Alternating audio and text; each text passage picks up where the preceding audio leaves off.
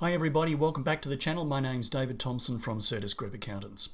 Today we're going to be dealing with what can be quite a difficult subject, and that is dealing with employees during a time of crisis. Look, we all know that we're in difficult times right now, and it's incredibly important to maintain communication with your employees just to keep the show on the road. Your employees are people that you've invested huge amounts of time and money into developing, and these relationships can go sour really quickly if you don't handle a situation properly. The key, according to everyone who seems to know about this, is to maintain communication, be honest with people, maintain transparency, and above all, if you don't know the answer to something, don't be afraid to just tell them, I don't know what the answer is, but we're all in this together. Now, for a lot of businesses in many industries, people are already at the point where they need to either reduce employee hours or stand down employees altogether. For some businesses, that's yet to come, but it's likely to be the case for quite a lot of you out there. So, firstly, what do you do if you want to reduce employee hours? Well, legally, it has to be with the consent of the employee. So it's absolutely critical to have that conversation and make people understand that we are in this together and everybody needs to start making a contribution. So, once you've got an agreement with your employee, what's next? Well, it's important that it be committed to writing, and that can be by an exchange of emails.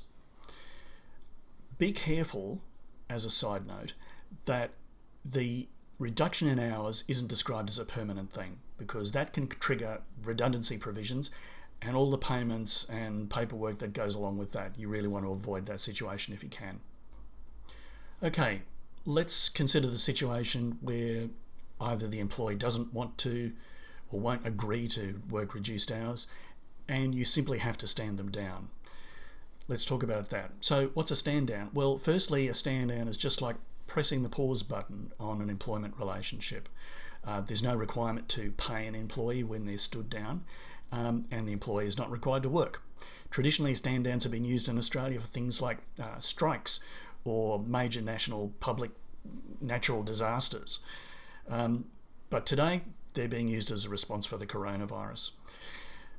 One of the advantages of standing down employees is that automatically that means that you're entitled to continue to pay them under the JobKeeper program, and that can be $750 a week.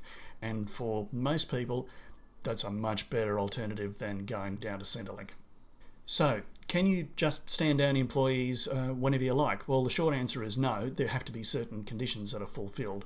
And I'll just read for you. There's only 2 lines about what they actually are, and this is from Fair Work Australia.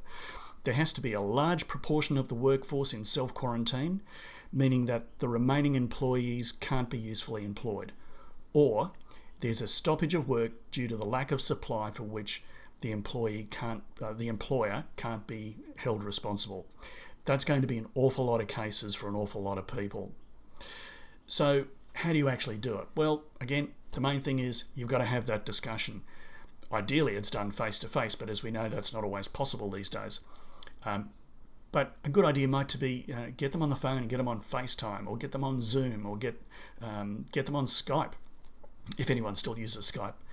But again, you've got to follow up with your discussion in writing.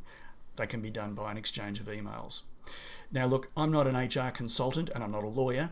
These are just the basic outlines about the general environment for employers who have to reduce employee hours or stand people down.